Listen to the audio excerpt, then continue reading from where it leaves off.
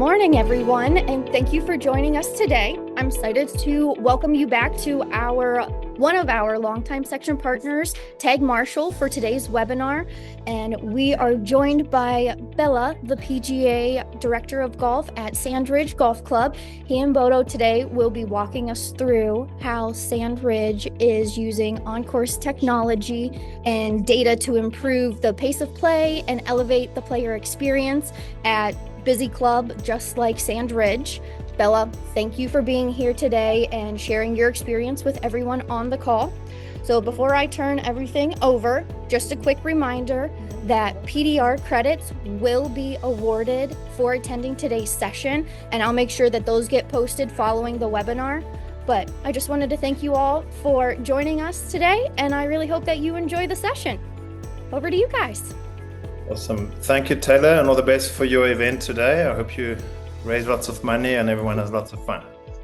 Thank you, guys. Have fun. Super. All right. We're a long-term partner of the South Florida PGA section and almost as long-term partner of the North Florida PGA section.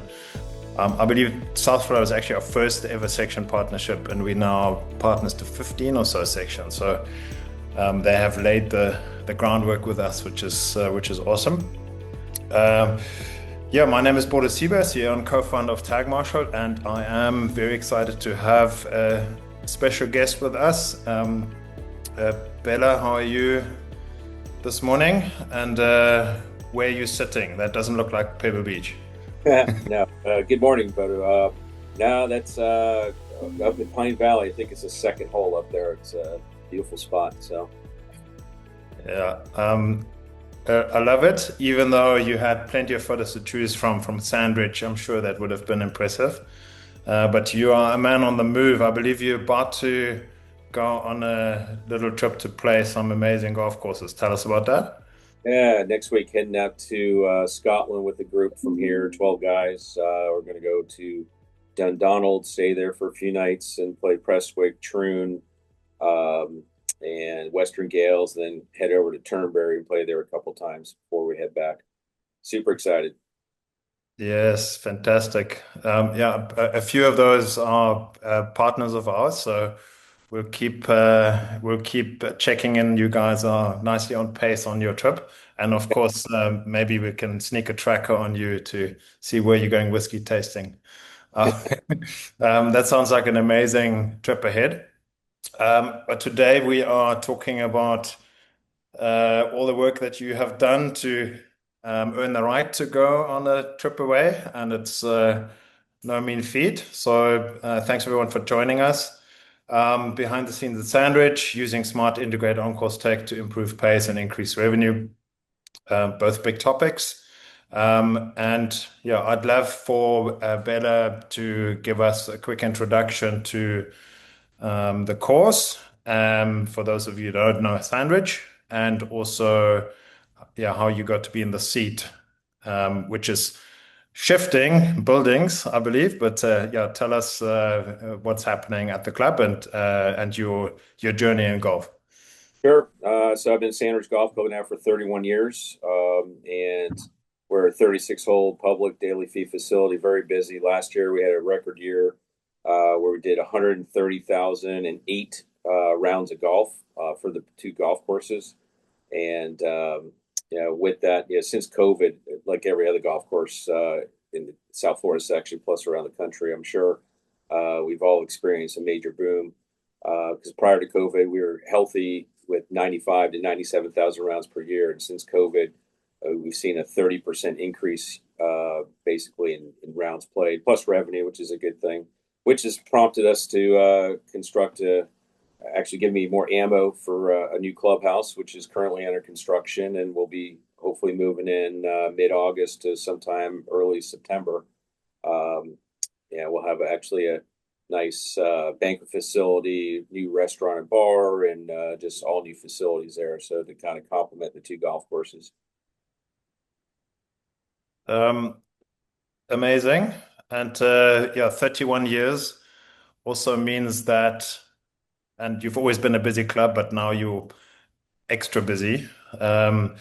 that means that, yeah, I've worked this out. You've probably looked after 3 million rounds of golf at Sandridge, right? I mean, that's an insane number, and I'm very certain there's nothing that you haven't seen. So, one of the things that obviously Yeah, makes or breaks, yeah, it's go ahead. nothing new. It's just it's Yeah. always catch a surprise every year, it seems. Yeah, no, it's never finished, right? It's the pursuit of perfection. And I can see that the photo in the background. I don't know what hole that is, but it looks pristine. That's our 14th hole there on the Dunes course. Yeah, it really looks amazing. Great. Yeah, so from our side, uh, you are you and the team are high performers as far as your on-course optimization is concerned, which is obviously what we're helping you look after. And the reason we know this is because of data, right? So we're benchmarking all of the partner courses that we work with on a monthly and seasonal basis. And then we give out a few awards at the end of the season. And that Diamond Awards, that top tier, goes to about 30 courses. So you're in great company there with the likes of Pinehurst and Bandon Dunes and a few other big names. But I personally love that there's courses like yours on that list that the rest of the country has maybe never heard of, but you're doing such amazing work for your golfers. And it's such a pleasure for us to acknowledge that. So well done to you and the team, and excited to learn more about how you do things and really go look behind the scenes. Um, but before we give a quick introduction to Tag Marsh and what we do, just give us a quick idea of where you guys are sitting in terms of green fees and what would I expect to pay to play around at Sandridge. Well, our highest rates actually, believe it or not, during our high season, if you're walking off the street, it's only $65 for 18 holes with a cart. And the conditions here are always everything. Both courses are always in great shape, so the Hmm. value there. And if we put our golf course in a different market like West Palm Beach or Orlando, we'd be easily $150 golf course. But Yeah. that's what our market will bear here, and kind of for our residents, it's a great we're a true gem, I guess, for any River County. 100%. Well, look, that's already says a lot, right? You've got a plus $100 experience at a really good rate. So one of the reasons you're so busy.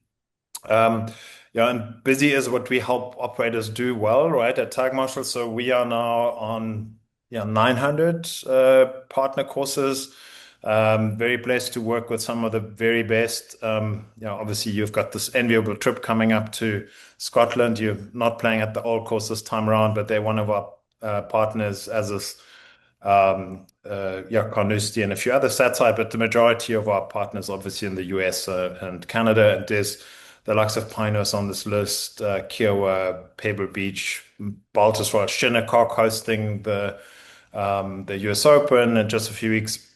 It's an amazing list, and we're very excited to work with some of these operators that are ahead of the game and also defining where golf is going. But the majority of our partners are, that good course, middle of the road, that's just trying to be as optimized as possible and as competitive as possible. And that is where we do most of or have most of our impact, I believe. And we've now tracked almost 100 million rounds of golf. And obviously, it's the likes of Sandridge that contribute a lot more here than than the Orcas at St Andrews would, right? Even though they are busy, but you're redefining busy. And data is one of our biggest teachers, and obviously the advent of machine learning and AI is helping us get more out of the data. But the hands-on learnings from the operators and working very closely with quite a lot of them, that's where the real learnings come for us in terms of what they need from our system, right? So it's both data and hands-on, and that's what we're looking to translate into our programs, into our training, and also into the system. So yeah, very excited to have another season of data coming in, and it always gets more and not less. And thank you guys for adding so much to it. So really appreciate it. So I already said that You have stewarded 3 million rounds of golf. I think you need some sort of badge in that South Florida section office. That is so impressive. But if I asked you from a player experience standpoint, you obviously love the game. You hopefully get to play enough in your private capacity over and above the trip to Scotland. What do you feel a golfer wants from the operators in terms of the experience? If you had to pick three major experience factors, which ones do you need to get right for your golfers? I think number one on that list for us and for me would be the pace and flow of play, course conditioning, and then really just the value. So, I mean, pace of play, yeah, it just sets the tone for the day and your experience there, and then obviously the course conditioning is a huge factor of why people come back. But that pace of play is another reason why they come back or they don't come back. So you can have the best rates in the world, but if those first two aren't achieved, then there's still you're going to have issues. Sure. Yeah, I think you are very much in line with what the research says here, in that the number one factor for players is course conditioning. Number two is who's in my playing group, right? Which is hopefully up to the player that they get to play with their friends or good people. Number three is pace and flow of play, right? So if you get that right, the players will always love to come back. And I do think that if the pace is great and the conditioning is great, that already is value. And yeah, then you earn the right to charge decent rates, right? If you do that well, and that's why you guys are running a great business there for the municipality. Yeah, so the research really backs you up on this, and there's a bit more research that I really love to share, in that. The University of Wisconsin and the USGA have worked together to do quite an extensive study. They quizzed about 20,000 golfers, I believe, and they did a whole year worth of tracking of information at a number of golf courses, including one in Orlando, I believe, but just across the country, both private and daily fee, to really get a cross section of what actually matters to golfers and their experience. And they found that there's 1,000 touch points, which sounds extreme, but if you think about it, loading your clubs into your car is a touch point. Even whatever it is, club fitting is a touch point. Booking your round is a touch point. Driving through the gate is a touch point. Teeing off is a touch point. All of these little things are touch points, and they wanted to understand which one of those are delighting players and making them extremely happy and come back and stay with the game, and which ones are frustrating players, and which ones are in the middle and they're neutral, and it doesn't really matter if we do them well or not. Because, yeah, also at the time of the research, golf was sort of maintaining, and it wasn't quite as blessed with tailwinds like we have seen now in recent seasons, right? So they really wanted to understand, what do we have to do to retain players and attract more players. And they found that the both top and bottom rated ones are pace of play related. So the worst experience factor is corrective pace of play actions, which is research speak for, hey, you're slow, get on with it, right? That is corrective pace of play actions. And other people's speed, if the groups in front of me are slow and holding me up, or I perceive that's equally as frustrating. Minus 1,000, worst thing ever, right? 0 stars, hate it. And then on the flip side, positive ranger etiquette, positive player friendliness, player assistant etiquette around pace in this case. Is top rated, even higher than conditioning. And then somewhere in that top group, also information provided about pace. So Bela, I think this really speaks to you saying players want us to do pace of play well.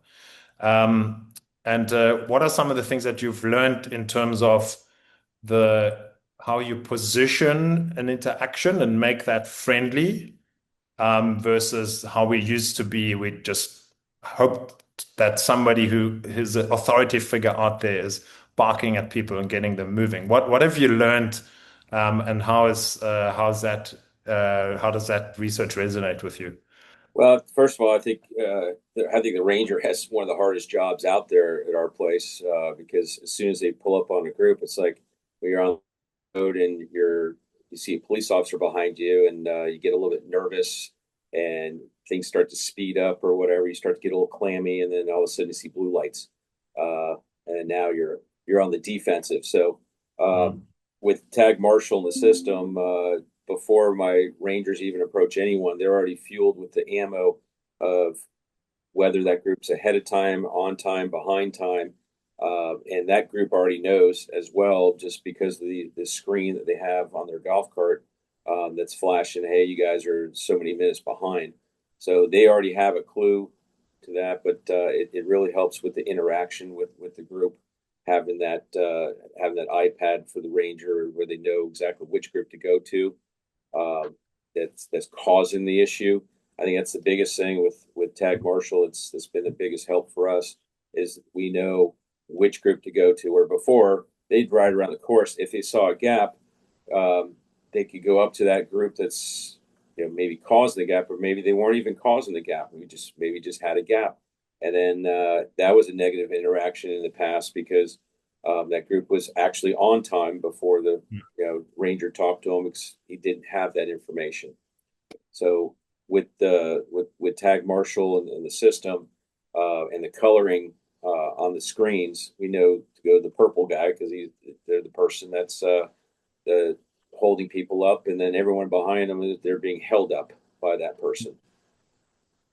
Yeah, we're excited to talk about what that looks like in terms of the back office for you guys in just a minute. But I think you're making a really important point, is that, like, as operators, we don't really think about that. But for a player, especially maybe a new player, or having a marshal pull up is almost like you say, like a highway patrol flashing lights at me, and now I need to pull over, right? And this is not going to be fun, right? So I think having taken the sting out of this, and making it friendly, and not hearsay, and not because people get defensive so quickly, is absolutely key. And we're going to talk about how you position these conversations too when we look into the system, and how your team uses that information. But on the information topic, I think one thing that players asking of us as operators is competency when it comes to this, right? So where they're saying information provided by pace of play, it's not because they want to know, it's because they think everyone else should know, right? Because players generally think they're okay for pace, they're good, they're fast. Everyone else is a risk to them.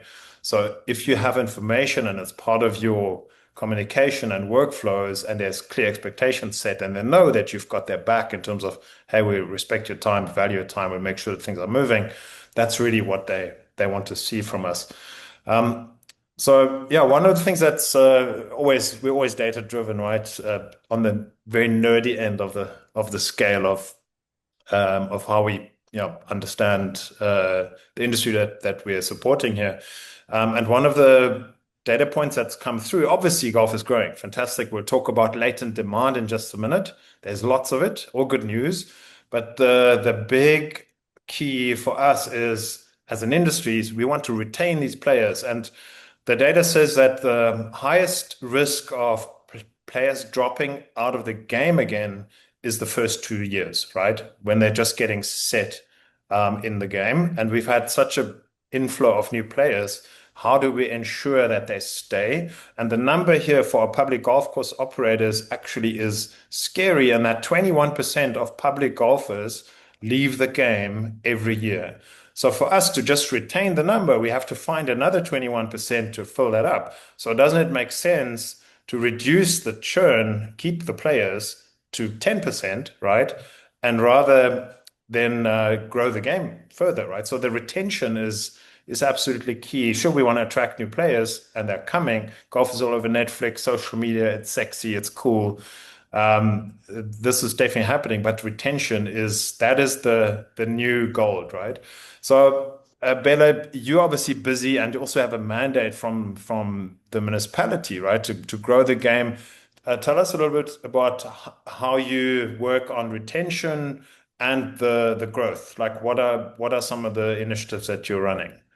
Well, I remember the National Golf Foundation prior to COVID. We always have these meetings, and they said the number one reason why people leave the game is the time it takes to play. They're away from their family for 6 to 7 hours already, leaving to travel to the golf course, getting there, warming up, playing the game. So that's definitely a challenge, I think, for every course is the time. But as far as attracting new players here, our programming here, we've got beginner, intermediate programs year round. Big junior program here as well. We're pretty well known for. We host a lot of South Florida PGA events, Florida Junior Tour, and AJGA event here in June. So we're planting the seed for the future with in that respect.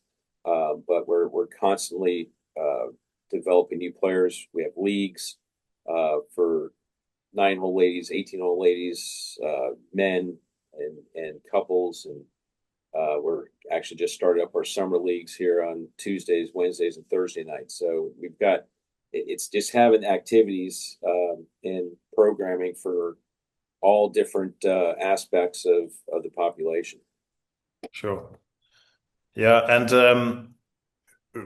do I remember this correctly? But you were once a kid playing at Sandridge. Yeah, a long time ago, but I was actually we opened in '87, and I actually grew up in Vero Beach, and I was actually in Bob Camaranus was the director of golf here prior to me. I was in his first junior camp and actually won the first Treasure Coast Junior Championship here in '88. So I've got my name on one of the plaques here. It's just kind of cool. But Nice. then played high school golf here at Vero Beach High School, and also been the coach of the team now for the last 6 years. So things have definitely come full circle. I don't know how many people can say that, where they grew up, they came back and actually took over that golf course and ran it, and then also coached the same high school team that they played on, 30 plus years ago. Yeah, no, that is a very, very neat story. I really love that. And also, one day when you're done with golf, you can just go into politics, right, and run for mayor because everyone knows you. But you've got a long way to go, and keep up the fantastic work. So I think the retention question is something that we always want to keep improving. And in any business, right? It's the same for us. We want to retain our customers, which is Sandridge, so that it makes sense for you at the end of the 3 years to say, yes, we're going to do this again, and yes, we do the upgrade. That's when we're doing our job. And it's the same with you as a golf professional, getting the right people into the game and getting them to stay. So finding new players has become much easier, right? Retaining them, not necessarily. But there's some really nice data. It comes from the NGF, and they're showing us that there's 21.2 million people last year that are very interested in green grass golf. Obviously, a big chunk of people are interested to just hit a club at maybe off course, but that is another route, a feeder into the game. So this is a huge number, and I can tell you for free that the moment you put something on Netflix, it creates culture shift, right? I mean, you guys just had the Formula One down in Miami a few days ago. That on Netflix has really attracted a lot of interest, and it's the same with golf. It was certainly helpful. But one of the things that's also showing through here in the data is that the 18 to 34-year-old cohort, which is down here, is for the first time as of 2023 the largest, right, in a very long time since Tiger Mania, right? So it used to be that 50 to 64 dominating, and now you've got the younger cohorts coming through very strongly. How are you seeing that play out? I mean, you've been around the block there at Sandridge and seen the generational adjustments. Is that something that's real in your day to day? It is. It's kind of exciting because more than 5 years ago, my smallest, just in my Treasure Coast Amateur Championship that we run in October every year, that was always my smallest division for many many years. And now in the last 3 to 5 years, it shifted where now it's actually my largest divisions, where the 50 to 64, like you were saying, was the dominant flights there in terms of age. So it's a great thing to see, and now it's retaining that age group for the rest of their lives, basically, and that's Sure. sure. Yeah, I remember on that note, I saw a really cool sign at our GM, Joey Walters, actually sent the photo. I think he got it at our office in Atlanta. Golf is a game of a lifetime, but it shouldn't take a lifetime to play it, right? So I think that, to your point that you made earlier, where the data shows one of the key reasons people leave the game is because it takes a long time to play, and we have to be respectful of that time. If you think about that new generation player, culturally, how they have grown up is they get to watch a series on a weekend if they want to, like all the episodes. They don't have to wait. They're used to DoorDash, they're used to Amazon Prime, same day delivery. Everything is instant. I can call an Uber now, it'll be in 3 minutes. Whereas that boomer millennial generation, we maybe have a bit more tolerance for patience and waiting on things. And that new generation, I'm not sure. What their expectations are from a round of golf is slightly different. We'd certainly expect more at leaning into technology potentially, but also, things need to move, right? Things need to be interesting and exciting, and there needs to be a level of instant gratification. Golf is hard enough, right? So now you need to consider all of that as you're defining that environment that needs to be welcoming to all of these different playing groups. Not an easy puzzle. But one of the things, and this is what we're now looking to learn a bit more about, is the pace and the time it takes to play, and not having to wait matters to all of these players, right? And again, maybe the new generations more so than the ones who have the time to play 3 rounds a week because they're retired, right? So we need to get it right. And this is what we have made our mission, right? How do we make sure that there's quality around this, and we can really bring controllables into this, which used to be an impossible task. So the way that we do it is we've got a series of technology options that go into golf carts, and they can go into any golf cart. So that might be a club car, Yamaha EasyGo, any one of them, gas or electric, it doesn't matter. We can fit it, and even going all the way into private clubs that have private fleets that are a bit of an all sorts setup, right? We can make this all work and get them all onto one system. And then there's an option of a screen or not screen, depending on what works at your club. And we can also get walkers. We spoke about Scotland. Obviously, there's generally walking golf, and that's how we want to make sure that we get them tracked. And our latest addition is, we want to know what's happening with the wind at the green, right? And how do we automate how we get the pin location, so we can get both wind and pin data onto the screen. So that's wind tag, which again adds value from a data standpoint to the golfers and makes them just a little bit better and quicker. But all of this toolkit sends data to our system and then gets analyzed and gets displayed on a live map, and it gets displayed back to the players, and we're collecting all the data so you can make better decisions. So that's the 1 minute.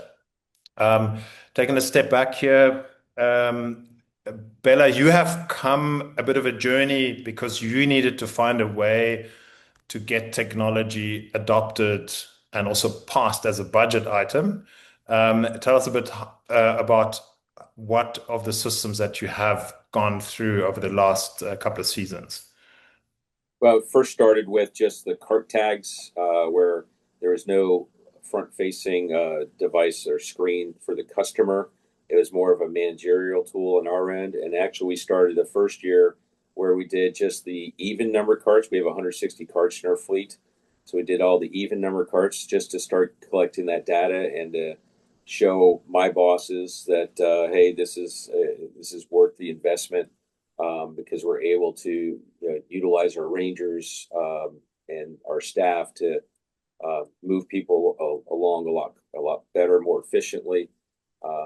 And at the same time, we were able to have that data and present it to the customer at the same time. Say, hey, you guys are 8 minutes behind. We need you to help us out, and if you can, please speed things up. So that was the starting point for us, and then we went to all 160 carts, and then we with our fleet that we purchased 2 years ago, the Yamahas, the gas carts.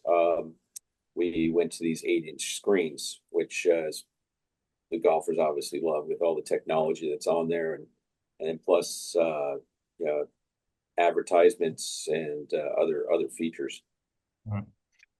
Now that is an evolution that we often see, but the nice thing is that operators like you have really shown others that it makes sense, and you can actually start at the screen tomorrow, right? And because you're going to get your ROI, and it's not a cost drain. It makes you more efficient, and it generates revenue, which we'll talk about. So here are the two courses, and just to echo that again, 130,000 rounds across the two. That is an amazing amount of golf, and it needs a lot of dedicated management, right? So here's your lakes on the top end, and the dunes on the other side, and lots of water in between, as we'd expect. So here's what you're seeing. Let me actually show the full course and what this might look like. So that's the lakes course with a whole spread of play out. Firstly, tell us a little bit about the colors and how that is helpful in terms of identifying what's what. Well, obviously the green's good, but when you look at that purple number 28, that's the one that's actually causing a delay. And you can see they're 10 minutes behind there. The one behind them in orange is delayed, but they're not causing the delay. So the people that are behind the purple are normally slower because of that group ahead of them. So my ranger would see this, and they would go up and kind of assess ahead of them ahead of that number 28 cart before, just to make sure that that's correct visually before talking to that cart in number 28. So the opportunity for us is, well, let's collect all the data, know where everyone is, and then we need to give that a logic, right? So we're running algorithms that determine which of the groups is the biggest problem, because for you as an operator to have 10 of the groups green and 10 red doesn't really help you, because there are 10 problems. Where do I even start? So we want to make sure that it's very clear which one the biggest problem is. And we're defining that by, well, how big, how far out of position is this group? Is it a trend that is negative and getting worse? Are they early on in their round, meaning they're going to cause more of a problem later on, or are they about to come off the course? How big is their tail? All of these things automatically get and dynamically get calculated. And then we make it very easy. Here it is. Here's your problem, and here's why, right? So, and we even, with the T-sheet integration, we even show you who's in that group. So you might then recognize this as a repeat player or a new player or somebody whose name you don't recognize. So you know who you're talking to, and your staff can then personalize this conversation. Okay, so next question is, who have you got dialed in? Who's looking at this in terms of your workflows at Sandridge? Well, not only the starters have iPads when they start. That's how these carts are getting tagged with and actually processed with our T-sheet through Easy Links. And our rangers have iPads that basically all they're looking at is this map. And then in our pro shop, we have a split screen where we have the lakes on one side, dunes on the other. So staff in here can also monitor it. And they're looking for these colors, and if the ranger hasn't already seen it, we'll call the ranger or player assistants and have them check it out before we get a phone call. That's the thing. We're more proactive before we get a phone call. We used to get phone calls. Hey, there are 5 groups on the tee here on this hole, which never happens. But Uh, Everything's always exaggerated, but now we can say, well, okay, it's not that group that's on the green right now. It's the group that's 2 holes ahead. That's the one we're going to kind of start with, and then we work our way backwards to kind of appease those groups that are being held up. So it's definitely a good PR thing for us as well, having this, and the customers really appreciate it. Yeah, I think we spoke earlier about competency, right? And that your golfers want to see that you have competency. You've got them, right? You've got their backs. You know what's happening, and I think that that says a lot. And your workflows really are accurate, which also speaks to efficiencies, right?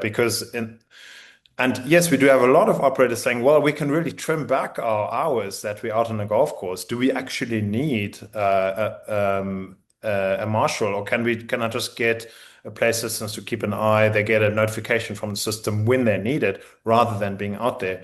But obviously, you guys doing so many rounds, you want to be where the action is, right? So it does make sense. But yeah, if you didn't have the system, yeah, it would be a very different story, and you'd need lots more hands on. You'd need lots more hands on deck to make things moving and be probably much less frictionless. So, just a quick note on that bottom here is a gap time monitor that shows the effective gap between the groups, which is funny enough how the tours, who we also work with the DP World Tour and others, how they want to understand the field of play. Because remember, they go from one course to the next. They don't necessarily want to get into how a course moves and winds in on each other. For them, the gap is what's defined and what needs to be adhered to, and they want to see it like that. And it's really intuitive way to look at it too. So, with Tag Marshal, you have the options. You could even set up let me just jump back here, your sidebar, what you want to see. You can place it, you can throw it out, you can add all of these widgets, and then you can see, okay, this group's 10 minutes out. The first 3 holes were fine, then they started to fall out of position. Now then hole 5, 6, 7, they're really getting bad, and the gap is already 22 minutes to the group ahead. So all this information you have before you even go talk to them, right? And in the past, it used to be you'd need to really make sure that you catch them on the right foot, and they probably still give you all the reasons why it's not their fault and it's the group in front of them. And where were you 10 minutes ago when they held you up, right? So that's where the data helps. And maybe just a note that the Sandridge team has tablets, or they have iPads where they have this with them at all times as they're out there, so you know exactly what's going on. And then this also was the baseline for you guys when you had just the trackers and the cards, but now the system actually talks to the players directly. So the players have a compliance information down here in terms of their pace and what their status is. So those colors, delayed, you're just slow, but you're not impacting anyone, and you're good, you're on pace green. That translates onto the screens too, over and above all the distance and food orders, all those cool things you can do. And then, there's an alert that pops up automatically that you can set. Do you know at the top of your head what the threshold is that you guys have set when you want that to make sure the players see it? Is that a couple of minutes for you, or? At least 5 minutes Okay. when this pop up. Yeah. So the nice thing is that the players then have, okay, they need to acknowledge, and very often they actually take care of themselves, right? They have the information. And again, like if the system was way simplified and it was just a grid-based tracking of pace, all of a sudden, half of the carts on the golf course would say, you're all slow. And then what happens is the players, they just ignore that information, right? Because it does that all the time. It's not accurate. And also I can see that I'm not delaying anyone. So if I'm slow, so what, right? So yeah, it's good to have as accurate information as possible. So this is the sort of day-to-day and how this plays out. But one more question for you. And let me just jump back to the 2-course view. Here we go, both sides. Because that's obviously something that needed to be developed. You've got one clubhouse, you've got one cart barn with 160 carts. they're not designated to go either course A or B, right? They just get applied as a Correct. Right. I think that's quite important because it's a question that we get, right? So then how does the screen know which course it's on? Well, it knows, and then it gets assigned. Um, every now and then, if a player really goes off course, then it will ask them, "Do you want to switch to the other course, or was this a mistake?"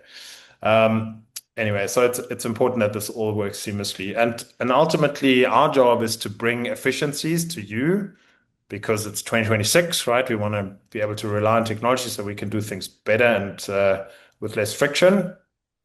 Because your job is to build relationships with players, make sure they love the experience, not to make go crazy running around that everything just works. So some of the things that are helpful in terms of the interfacing with the players is that you can pop up messages or put ads up or whatever it is. So tell us a little bit about the cart return message and how that helps your workflows. Yeah, this is for later in the day, towards closing, depending on the time of year. We have these different times set, and it usually pops up, probably about 45 minutes or so before that time.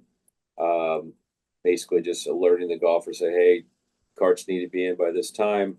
And that way my staff's not having to go out there and tell them this, which is another possible negative interaction. So now you have the system telling them, say, hey, the cart just a reminder, carts need to be in by this time. Thanks. And then when they're not in, then we have a basis for saying, hey, you got to bring the carts in now. Sure. It happened a lot less, and this normally happens more this time of year in the summertime. When it's light till 8 o'clock or 8:15. Sure.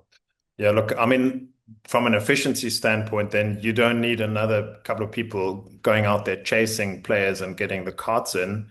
That obviously trims back some labor requirements late in the day. But the other thing that's important is that, if you know cart number 33 is really quite a far way out and they need to get home, you can just send them a message, that single cart. Or you could send a message to all the carts that are currently in round, right? Correct. And then, just maybe a friendly reminder. And that also goes for weather alerts, right? You can send it, inclement weather, get to safety, boom, send it out to everyone. And then you can see, well, who's not aware and do we need to go get them? But without that, well, sometimes people put themselves in harm's way, which you obviously don't want because they're not aware. There was one. We Go have ahead. a weather here, so we don't have Thoroughguard or anything like that, but we do it when we have our own events and we have to suspend play. It's an easy way. We still blow a horn, but we also get this on the carts very quickly when we suspend play, so that way they know right away. That's been a great. Yeah. No, important. So there was a question asked, and also I want to encourage you, guests on the session here. If you have any questions, there's a chat or a Q&A. You can just pop them in, and then we'll get to the questions. So Julie is asking, when a group has fallen behind, does the system give them a suggestion to pick up their pace before a ranger gets to them? And I can just go back here. And confirm, yes, it'll say you're out of position, please catch up. But you can set this, like you can say whatever you wanted to say. And one of my favorite ones is friends of ours at Franklin Bridge in Tennessee, and their message says, please do everything you can to get back in position and on pace. The golf course, the city, the country, and the universe thanks you, right? And they make it really fun. So it's, oh yeah, of course, I can catch up. It's the friendly. They've got a whole campaign around that, and I think it's really working for them. But yes, you can set this to say whatever you needed to say. You can, and ideally, like Bela keeps mentioning, out of position is something that players can compute. Don't call them slow if you can avoid it, right? The other thing that's important in terms of information, it's not just the live data, it's also what happened earlier, what happened yesterday. Because yeah, that is something that is really difficult to keep a record on without technology, right? Obviously, in a few years ago, there were a lot of people trying to get this right with spreadsheets and with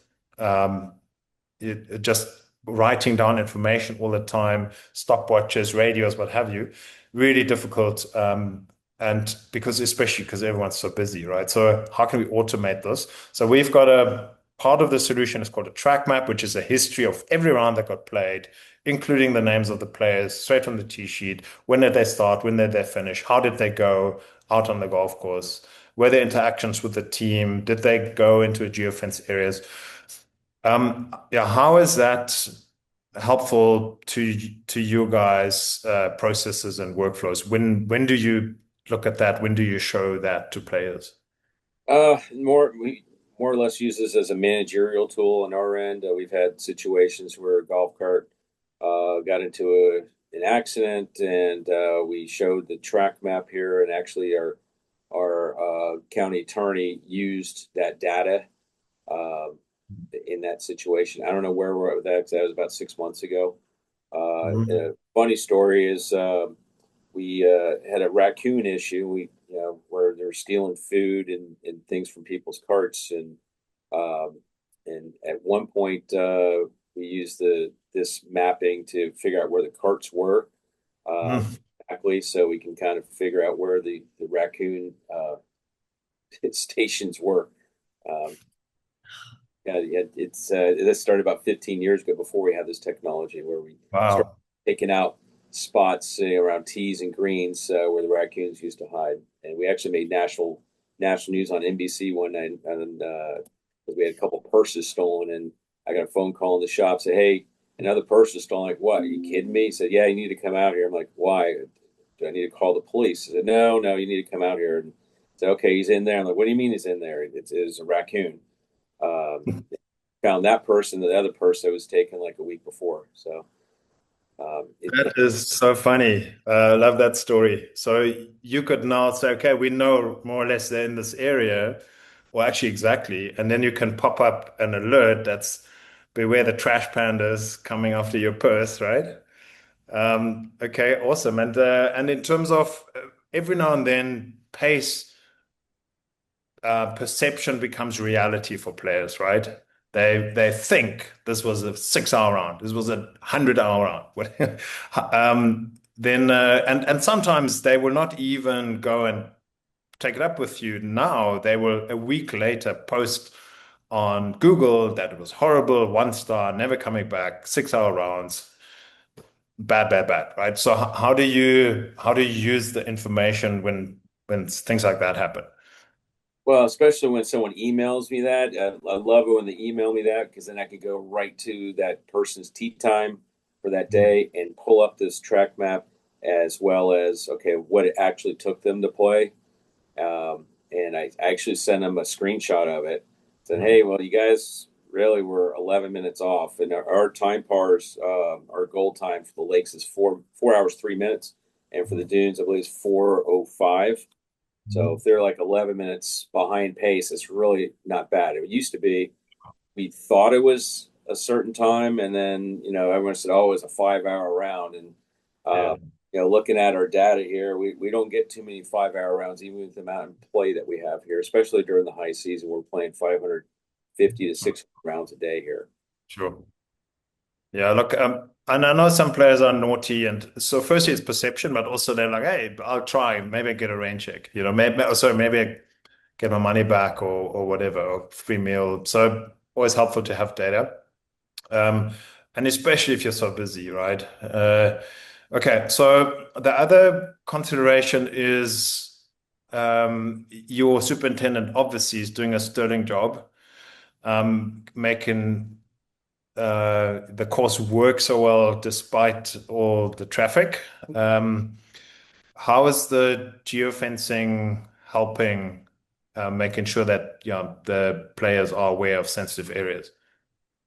Well, I mean, we used to paint lines out there. We had arrows and all that. Now with the geofencing, it's a lot cleaner look. First of all, on the golf course because geofence around greens and tees or areas that we don't want the players in, so we don't have to go out there and physically put those barriers or lines or anything. And yeah, it shoots them kind of an annoying sound, I guess. So and they're like, "Oh, that's not a good sound," and then they kind of get out. We don't turn off the golf carts here or slow them down like they do at other golf courses because our county attorney really didn't like that feature for liability reasons. Sure. So it makes that noise and that alert that pops up when they're not in there, and our superintendent definitely appreciates it. There is actually a question that's just been asked by Patrick. Can I set fencing for car paths only? Yes, you can. So you can set up multiple types of geofences, even if you know that there's certain areas of the course get clogged up in bad weather. Then you can turn them on, change them. You can even time them. You can say, I want this on between 8 a.m. and 10 a.m.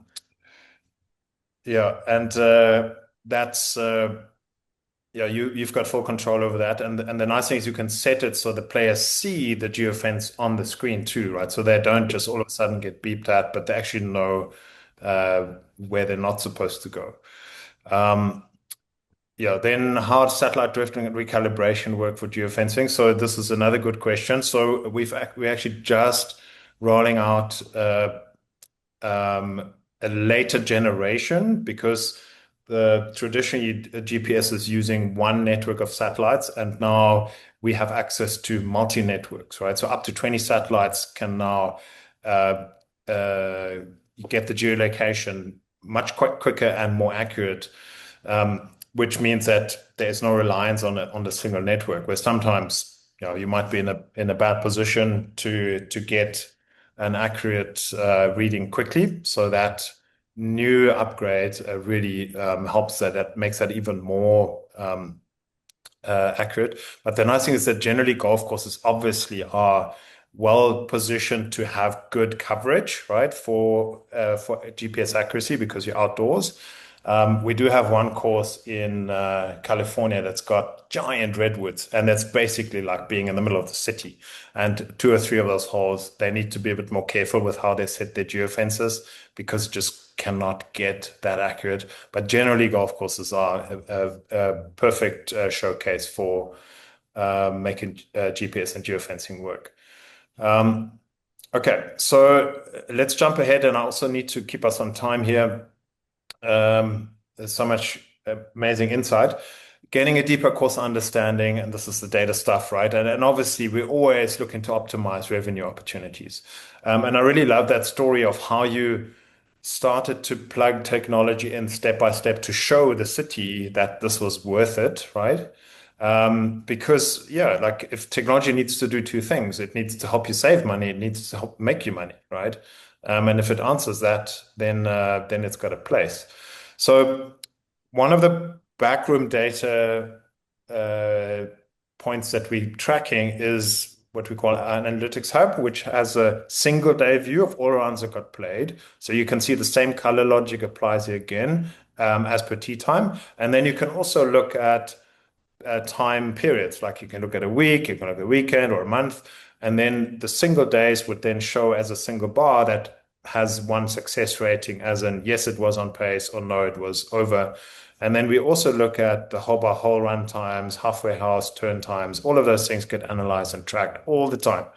And this is a good day at the office on your Dunes course where you go times 410 and you bring in that whole day in 449, 46 seconds, right? Almost everything's on pace. Just in the middle of the day, a few groups that need a bit of care, and then you brought things back. So, from a management point of view, is this something you look at every now and then to make sure that you're on track, or if maybe a day didn't go as planned?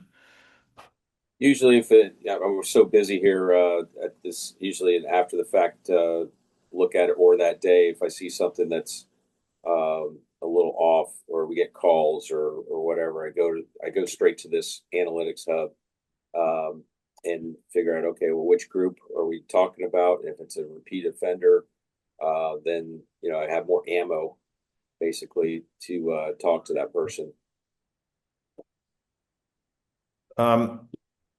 Yeah, so our team has done an analysis of your season. Basically, you're at the tail end of your season now. So we can safely say in November through April, that's when most of your golf gets played. And what it shows is that at the Lakes course, where you have a 4-hour, 3-minute goal time, already to other people that might seem weird. Why isn't 4 hours? Why isn't 4:10? Right? Why you're going down to that level of details? Because, well, you are just that well dialed in now, right? You bring that entire season, 50,000 rounds in at 4 hours and 53 seconds, right? And if I was Sandridge, I'd put this all over, post this in social media and everywhere, because this is truly an achievement, because you're putting so much dedication behind it and have the workflows. But what we can then analyze is, how does the day run hour by hour? When do things speed up, right? Because sometimes there's an opportunity to get intervals tightened, or you actually make your goal time quicker and you get people to commit to that. You start your day faster so that the bulk of your day then has that benefits being pulled along. You're looking at your day to day. That's also very even. Like, it's a 6-minute, 7-minute difference between your quickest day on a Wednesday, Thursday, and your Saturday. What happens on a Wednesday? Why is it quicker? Which day is busier, Wednesday or Thursday, out of the two? It's funny you say that, because Wednesday is actually our ladies' day. Yes. We have a pretty large ladies league. We get about 80 players during the season each Wednesday. Yeah. And of course, being at a golf course that's been male dominated for a long time, the perception was that if you got on ladies' day, it was slower. But look at the data here; it's crazy. It's actually, they play faster than our men's leagues. If we go to a Tuesday, it's like a 6-minute difference on average for the average round time. Yeah. We often see this, right? And it'd be interesting, because the data on tour shows that lady players are more accurate, right? And what if the data actually shows that they might be quicker, because it goes hand in hand, right?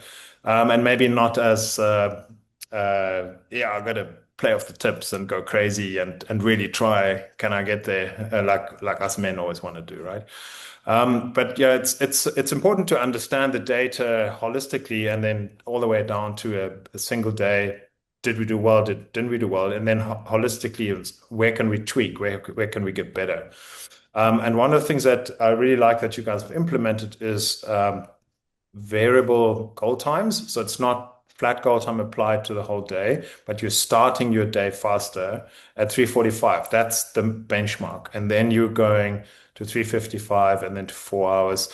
Pebble Beach does the same, right? And they will tell you, if you're booking a time within a certain time slot, that here's the pace expectation. And many other courses are understanding that, hey, they can actually speed things up, and they can even go to extreme and say, okay, we can actually play this course 3:45 or 3:40 or 3:30. We can earmark a section of the day to play fast lane golf, right? And this is what we're going to give you, but you need to commit. And funny enough, players want to pay you more money for that, right? So we can then see that applied as the staggers up, and also you've got this for certain days of the week. So I really like how you're using those control features, and that helps you deliver quality. Now, why should we care? The interval side, obviously, also you don't do 130,000 rounds if you run 15-minute intervals. What intervals do you have set at, and are they the same across both courses? The same on both courses, from 7 to 7:48. Yeah. And then starting at 8:05, we go 9 minutes. Okay, 8 minutes, 9 minutes. So just very briefly, some courses might have 11 or 10 minutes set up. The question, this is obviously your capacity, right? here's a simple math on 11 minutes, 280 business days, $90 average spend per player, 3.5 player average take up. That gives you a capacity of 49 tee times versus the 8 minutes on the same course is 67. That's 18 more, right? Well, 18 more. What's the big deal? Here's the big deal, right? The one is a $4 million baseline revenue, and this one, just a 3-minute decision and management behind that is 6 million. It's a huge difference, right? So our tool really is designed to help you get there and look at these opportunities according to data. And it's nothing to be scared of at all because you can really dial into it and go bit by bit, like Bela's doing at 8 minutes here, then 9 minutes. And then we've helped golf courses go all the way down to from 11 to 8 over time. And that's a business game changer, right? And really understanding what needs to be done to make that work. And then you have more capacity, make more players happy, make more money. And the city says yes when you're asking for a new clubhouse, right? Like you guys have just done. I need to speed up a little bit. So the other thing that we're tracking is over the season, how many groups were on pace or faster, how many were slow or delayed versus a delayer. So you have quite a chunk of delayers, but the reason for that is because you're setting your benchmarks so tight. You really want things to work so that the system is sensitive and your team also really gets on top of it quickly, right? Whereas if you just set your pace of play to 420, this would all be green and happy. But then you don't have as good performance, days will go off. You will then have to chase your tail in mopping up problems out there. So the tighter you set this, and the more you get your staff dialed in, the more accurate you get about it. And then, there's actually a big cohort of players that play considerably faster, 40, 30, 20 minutes faster. And this can also become an issue because sometimes a course may have a fast play problem, right? Because players are so quick, they know the course well, then there's guests that don't know the course, and now they're perceived slow, right? So if you don't have the data, tricky to manage. And then the last question is, well, how do we dial in our hole-by-hole runtimes? You can see that this is already a few years in the making and that this is virtually down to the second. When we first start, we look at, okay, what do you think this runs at? Or what is your estimation? And then we run actual data through it. And sometimes it's 3, 4, 5, 6 minutes off. Also, what we're now learning is that sometimes the wind has a big impact on how holes run. And we didn't know about that because we then need to adjust our setups. So the one opportunity for you guys is the halfway house, which you're wanting to turn at 5 minutes, but it actually is 9 minutes. But I know that you've got some plans for that because you now know, right? What are you going to do differently going forward? Well, it's currently under construction right now, but a turn building between right next to 10T on the lakes and very close to between 9 and 10 on our dunes course, where there's restrooms in there, ice and water machines are right there, and some vending, so they don't have to come all the way to the clubhouse. Because that it's usually the lakes that that 9 minutes kind of creeps up because they'll go to the bathroom. It's near to the 10th tee. They walk across the putting green to get there, which takes time. And then that's usually where we used to have backups all the time, is on that 10th tee on the lakes. Not so much on the dunes, because I think we all had that phobia as we're playing. If after the 9th hole, if I go in, I'm going to lose my place in line. And you get that kind of thing in the back of your head. Oh, well, I guess I won't go to the clubhouse today to go get a snack because I've got people right up on me. Yeah. No, that's we've actually helped Pinehurst get some efficiencies out of that too, because they finally understood why it was so varied. Sometimes 5 minutes, sometimes 15. Why, right? So they really looked into their workflows, and it's a big disruptor, right? Because that's your turn time. You need to have consistency. So yeah, I really like that you're dialing into it. Just to close out, 2 more minutes. Yes, you can run ads, and they can pop up whenever you want them. That they can be geofence, or an advertiser could even tell a story: start of hole, mid hole, end of hole. And talking about turn time and efficiencies, well, what if you popped up order now at hole 8 so that things are actually ready when the golfers are getting closer to the turn. So this is all really nice opportunities, and obviously helps the efficiencies and ultimately the players benefit, right? And talking about players, just as a closing and parting thought, and again, well done to you and the team for delivering such quality to so many players, and so consistently. It doesn't happen by chance, it happens by design, and because you keep looking for incremental improvements always. But what are the players saying in terms of the experience that you're creating around pace, and also just interacting with the screens? What's the player's response? Well, in the beginning, of course, is a learning curve for everything, and they were all excited when we got the screens, and you don't get too many comments when it's working great.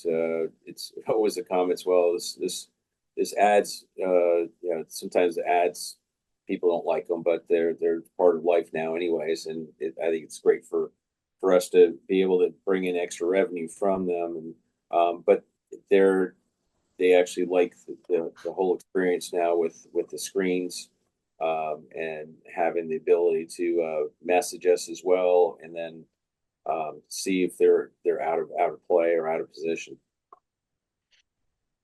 Brilliant.